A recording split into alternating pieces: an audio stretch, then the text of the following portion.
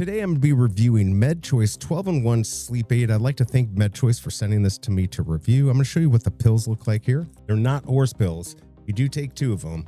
This is the size right there, if you can see it. So some people might think these are really big.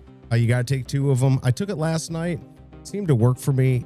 You know, I looked at the reviews because I saw that this got 4.1 stars, has almost 6,000 reviews. I like to see 4.4, especially with that many. So I went and looked to see what the issues were. I think on, supplements like this, it's hit or miss for people. Some people do well with just melatonin. Some people will do well with all the ingredients. I'm going to list them on the screen here so you can see everything that's in there.